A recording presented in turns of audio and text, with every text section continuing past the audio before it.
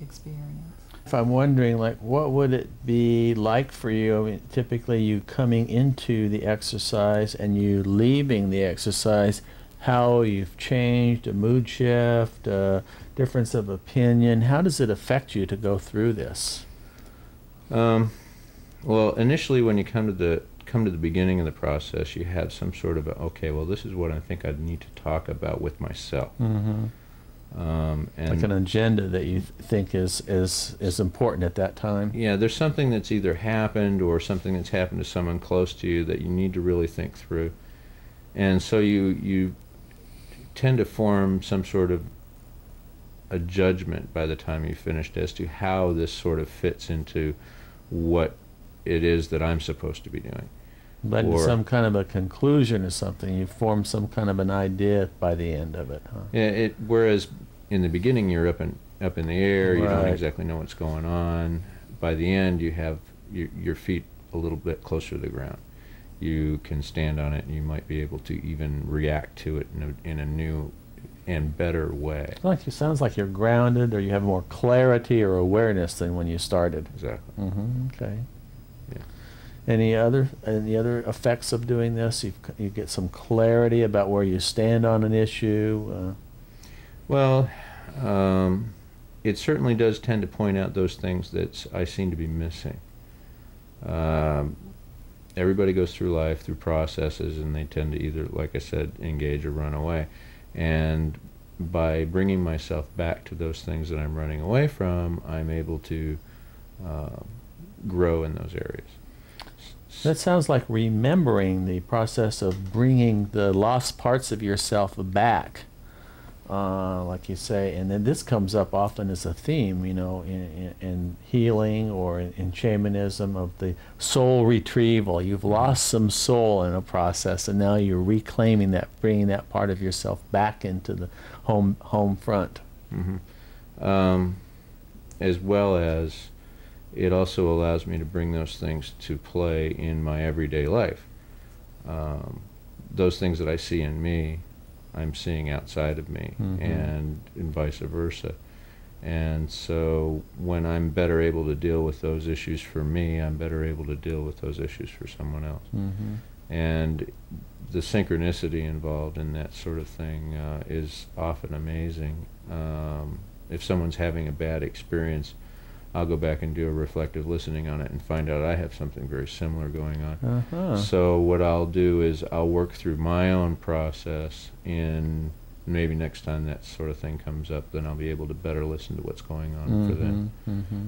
So it's very interesting what happens when you actually engage in the practice, how it changes your outlook on your day-to-day life. How would you explain it to somebody if you say, look, it's not just to give a tape recording feedback of what you've just said, mm-hmm, mm-hmm. it's to be true to what was said, but there's something more. How would you characterize that or portray that? Well, one of the clues that helped me in class discussion, or in the discussions that we had about this, was you're describing reflecting, for instance. Well, now that feels like you, whatever. Like feels like you are saying, you know, this or that? The responder uh-huh. to me, the self-responder saying, well, that sounds like what you're saying is thus and so. Uh-huh. Or the feeling of that seems to be that you're really tense, and that the anxiety seems to take you over mm-hmm. more than you would like. Right. Now, I have also found that it's almost like some of the statements in reflective could technically be questions. Uh-huh. Uh-huh. But they can be reflected in such a way that they are really amplifications of what was just said. Mm-hmm, mm-hmm. Now, does that describe what you're saying? Yeah, I think the key seems to be what you're, the extra 5% is the person, as they're describing whatever is happening, even if it's describing a feeling, they have a feeling about what they're saying that they can't necessarily put into words because they're in it. And as you listen, you also reflect back what the style or the mood in which they are sharing whatever it is that they're sharing. And that can also be that when I'm aware of that listener within me truly listening, and then that listener begins to reflect, that it does in fact see a little more of the picture than I have. And that's the purpose I'm doing for the reflecting, is to find more to think about or more to be aware of here. And that's, it's like the listener can amplify or enhance or enlighten or feed back to me a little bit more of what it's picking up, that it's hearing me saying, that in fact ends up making a lot of sense to me. Yeah.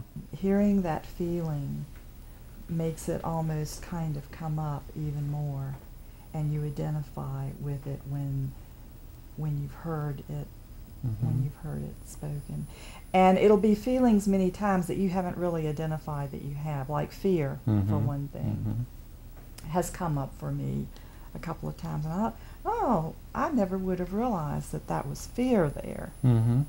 I would have maybe labeled it something else. So it's the hearing you put these things into words that you're recognizing the feelings that are there in your expression. I think so. And the way I've done most of my own reflective listening is by taping it. And that was one thing I really wanted to say is, a neat part of it for me is playing that tape back. Oh, you do, huh? And, and then it's like another whole opportunity to deal with this all over again.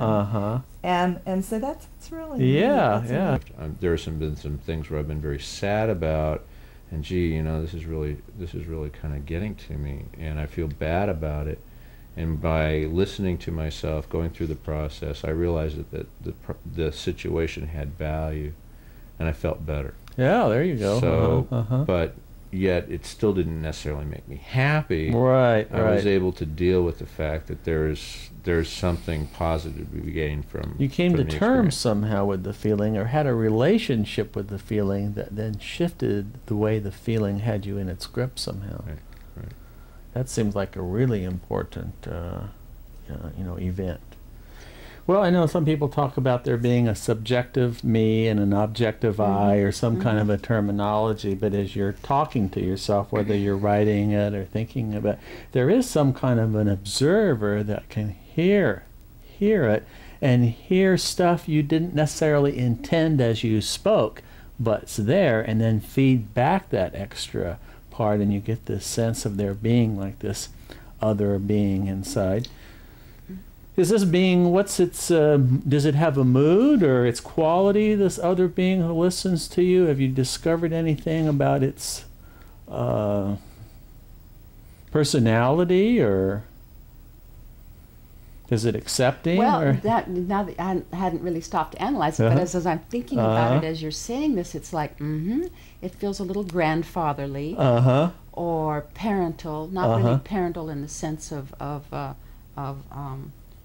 disciplinary, but parental in the sense of like someone who knows a little more than I do. It has there's a calmness about it. Calmly, I certainly feel that. There's an evenness in its responding that doesn't seem to be defensive, nor takes anything personally. It's like that, what I would call that really higher aspect of myself that I'd like to be more like. Now I find for myself that because it's even, because it's calm, because it doesn't take anything personally, that really provides me a space in which I can be. I can come out in a space like that.